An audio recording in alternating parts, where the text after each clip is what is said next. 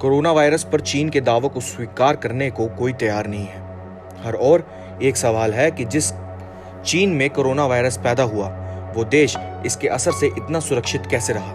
कैसे चीन में 6 से 8 महीने में जिंदगी पटरी पर आ गई, जबकि भारत समेत दुनिया के कई देश 2 साल से इस बीमारी से संघर्ष कर रहे हैं। अब एक नई रिपोर्ट के खुलासे से कोरोना वायरस को लेकर चीन के इरादों पर शक और भी गहरा होता जाता है। यह रिपोर्ट 2015 के घटनाक्रम से जुड़ी है, जब दुनिया में कोरोना वायरस के घातक प्रभाव से लोग अनजान थे। लेकिन चीन उसी समय कोरोना वायरस को हथियार के तौर पर इस्तेमाल करने के लिए जांच कर रहा था। अमेरिकी विदेश विभाग को प्राप्त हुए खुफिया दस्तावेजों के हवाले से मीडिया रिपोर्ट में यह दावा किया गया है।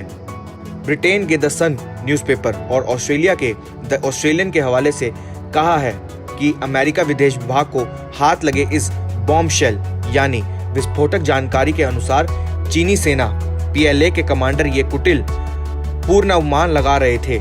अमेरिकी अधिकारी को मिले ये कथित दस्तावेज साल 2015 के सैन्य वैज्ञानिक और चीन के स्वास्थ्य अधिकारियों द्वारा लिखे गए हैं, जो कि खुद कोविड-19 के बारे में जांच कर रहे थे।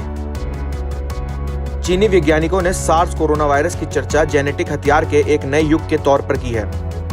कोविड इसका उदाहरण है। PLA के दस्तावेजों में इस बात की चर्चा है कि एक जैविक हमले से शत्रु की स्वास्थ्य व्यवस्था को ध्वस्त किया जा सकता है।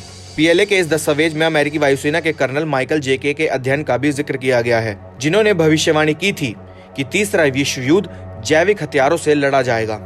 इस खुलासे के बाद ऑस्ट्रेलियाई राजनेता जेम्स पैटरसन ने कहा कि इन दस्तावेजों में कोविड-19 की उत्पत्ति के बारे में चीन की पारदर्शिता को लेकर संदेह और चिंता पैदा करती है।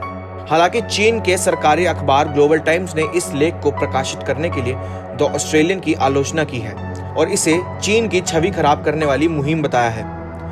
गौरतलब है कि ये देखना होगा कि आगे की जानकारी और दस्तावेजों के आधार पर प्राप्त सबूतों से ये कितना पता चलता है कि इस महामारी को फैलाने में चीन का कितना बड़ा हाथ है। क्या ये सिर्फ एक भूल है या आगाज है तीसरे विश्व युद्ध का?